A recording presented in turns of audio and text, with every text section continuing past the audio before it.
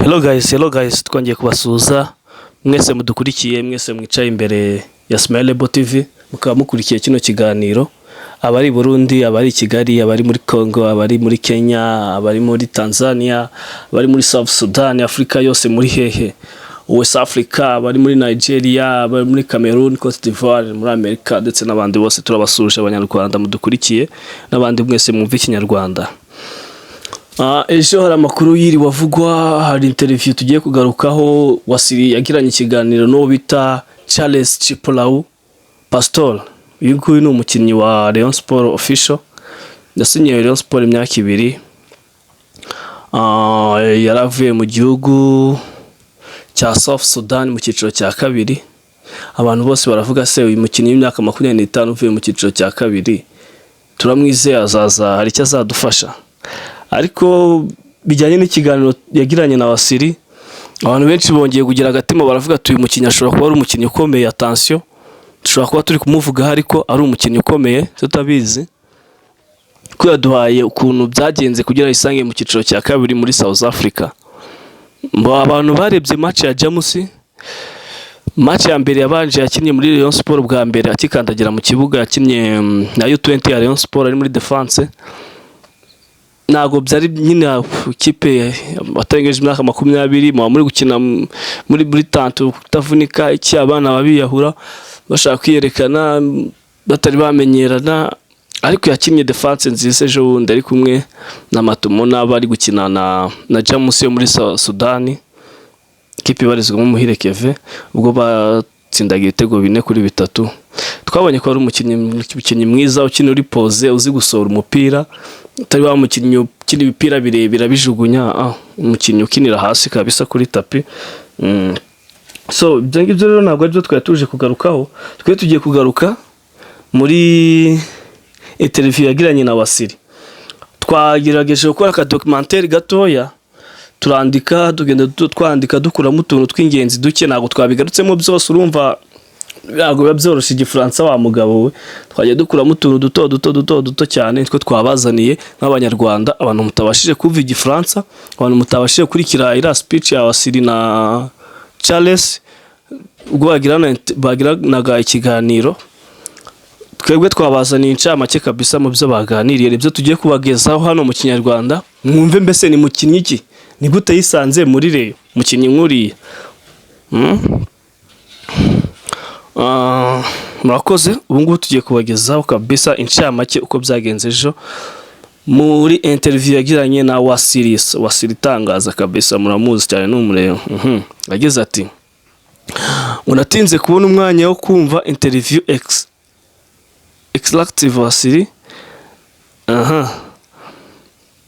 Ndabanza nshimire Wasiri washoboye gukora iyi interview yamuvunye cyane, ariko bravo kuko Pastor yatanze amakuru y'ingenzi cyane. Regardless, Pastor yasobanuye uko yisanze mu cyiciro cya 2 muri South Africa.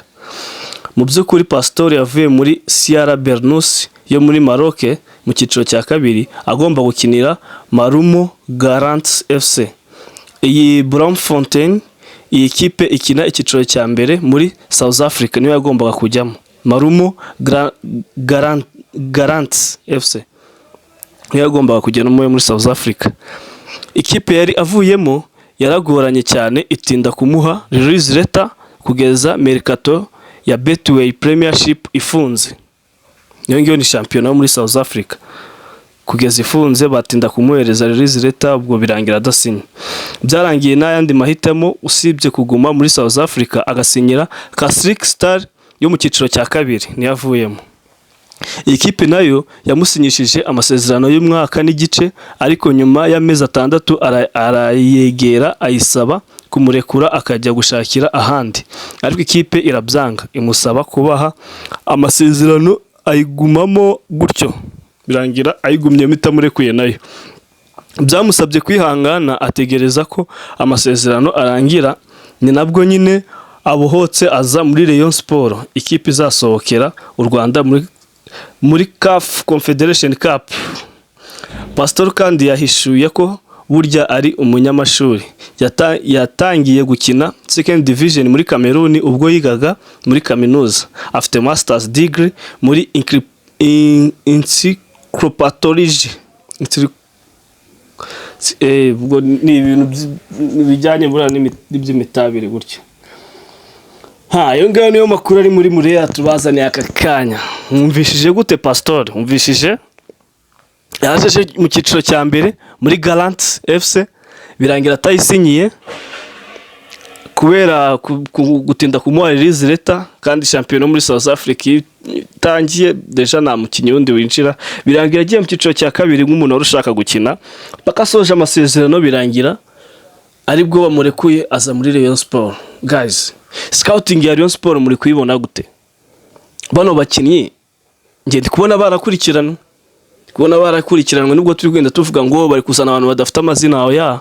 Ndikubona scouting ya Rayon ari abantu bagiye bafata indege bakagenda bakareba umukinnyi bakamwisangira kuri tele, kuko ugasanga nta zina afite, ariko wabona ukabona afite touche ya baro. Na hano hatavu umukinnyi, niko dukunda kumva, na hano hatavu umukinnyi. Abantu bose bakina umupira hakuno umuntu azanazina, ariko akaza agakina umupira akabinyenyera akabigitangaza. Kadutegereze n'ingwe Pastor, ibyo tumaze kubonesha amaso yacu nibyo turi gukura Igicumbi. Turizera yuko kuri Lion Day, kuri match ya Gor Mahia, ari mu bantu bazatanga akazi yara muri la defense. Ibitego by'imitwe, n'umusore muremure, n'umusore ukinagenda ntabwo ari wa mukinnyi uguma hamwe ngo ni myugariro gusa. Yabonetse okaziyo kufura barimo, corner barimo. Twagerageje kubona ari umukinnyi ukunda gusora imipira yicisha hagati.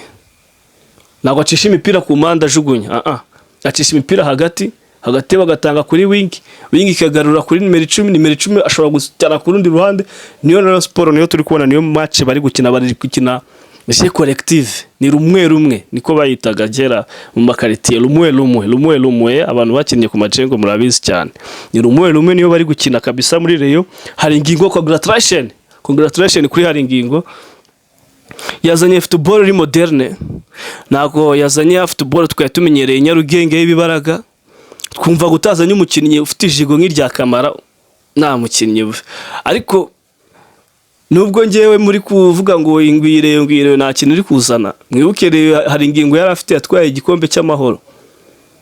Hari ingingo y'abashasiri umukinnyi mugufi muto w'amagara mato, Kareba ari guca ku ruhande, Kwizera Pierre Marshal ari hagati, Rutanga Eric ari kuri gatatu. Papa Mutsinzi Manzitira ari muri defense. Radu ari guca kuri kabiri. Abagabo bakasirye, abasore bari buruti ruto. Iyi Rayon Sport ngiye ndi kubona hari ingingo ariko baka Rayon Sport ngiyo twaye tumenyereye ahambere, atari kuvuga ngo bazanye ngo ijigo.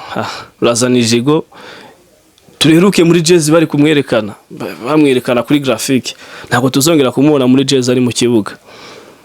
Guys, duke dushimira abantu nibakora ibintu byiza, tubashimire. Niba nakora ibintu bibi tubanenge. Ngiye hari ingingo congratulation, bravo.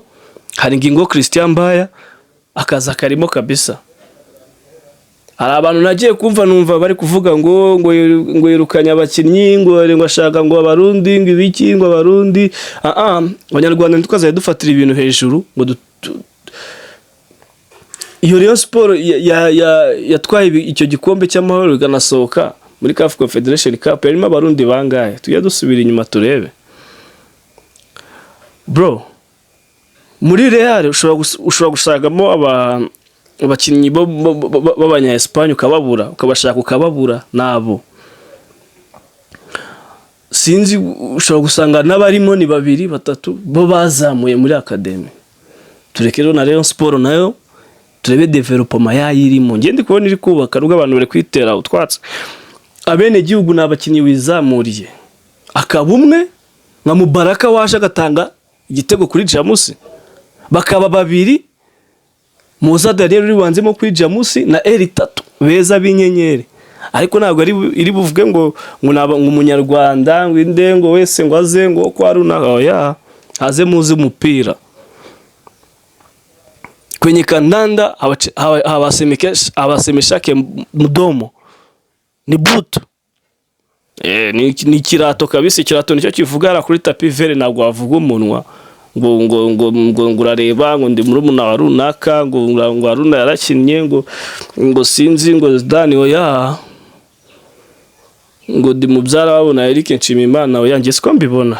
Ufite umupira ku kirenge azakine, wavenga iyo Mburabuturo, wava Rusizi, wava hehe, wava Majengo, wava Kigali, Gikondo, aho urava hose Nyanza, nibuze umupira ufite talent exceptionnel, ngwino uyerekane ukine. Yo guys, nibyo twari tubafitiye kabisa, mwebwe murabizi hano kuri Smilebo TV. Nago dutinda ni utuntu dutoya tw'ubwenge, ubundi mugasigara mukurikira ibindi binyamakuru. Guys, turabakunda cyane. Ciao ciao. Abantu mutari mwakora subscribe, mbibutsa kuyikora, aka like, comment and share. Urabura umuntu w'ingenzi cyane, urabusobanutse, urabura umunyarwanda uzikwihesha agaciro. Buri munyarwanda wese niyihesha agaciro. ETPRS. Yola, it's your boy Dani mwenyewe, mtoto wa Mzambi kabisa. Ciao ciao.